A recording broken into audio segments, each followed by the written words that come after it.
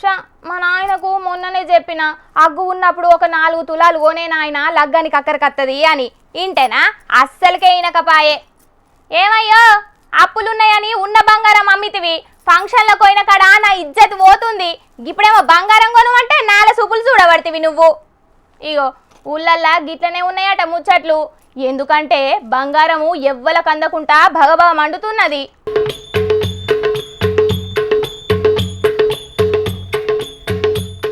వామ్మో వాయ్యో, ఇదేందయ్యో ఇది? బంగారం ఉన్నట్టుండి గింత పిరమైంది. పట్నంలో తులం బంగారం ధర ఏం తక్కువ 86,240 రూపాయలు ఉన్నది.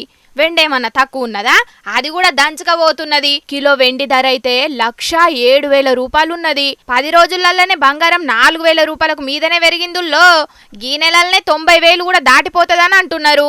మరి బంగారం గింత పిరంగానికి కారణం ఏందంటే సగం అమెరికా అధ్యక్షుడు ట్రంప్ పుణ్యము, ఇక ఇంకా సగమేమో లగ్గాల పుణ్యమే. అమెరికాలో ట్రంప్ సార్ గెలిచినాక ఆయన చేసిన కొన్ని ఆలోచనలతోని బంగారం ధరలు తిరగ పెరుగుతున్నాయట. ఇక అండ్లబోను మాఘమాసమాయే లగ్గాల సీజన్ కాబట్టి గట్ల కొంత బంగారం ధర పెరగనీకి కారణమట. అసలుకే లగ్గాల సీజను, బంగారం గింత పిరమైతే ఇక బీద బిక్కోళ్ళు బంగారం ఎట్లా కొంటారు, లగ్గాలు ఎట్లా చేస్తారు? ఏం చేస్తాముల్లా 4 తులాలు కొనే కాడ 2 తులాలు కొనుక్కోవాలి, తులం కొనే కాడ అర్ధ తులం కొనుక్కొని ఎలా తీసుకోవాలి.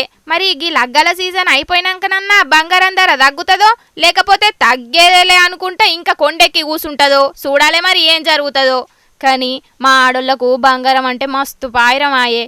ఇక బంగారం తిరగ పిరమైతే మా మొగోళ్ళు ఇంకేం బంగారం కొనిస్తారు అని ఎంత ఫీల్ అవుతున్నారో పోన్రి కొందరు అక్కలు. కొన్నుడు మాట అటు ఉంచుని గాని అక్కలు చెల్లెళ్ళు మొదలు మీ కాడున్న బంగారం పైలముల్లో.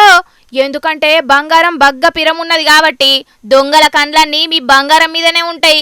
జర బయటికి పోతే పెయ్యాన్ని కండ్లు వేసుకోన్రి, లేకపోతే ఉన్న బంగారం భద్రంగా దాచిపెట్టుకొని గిల్టీ నగలేసుకొని పోన్రి. ఇక బంగారం పోయినాక లబ్బ లబ్బ మొత్తుకునే కన్నా ముందుగానే జాగ్రత్త పడుండ్రి. ఏమంటున్నాం?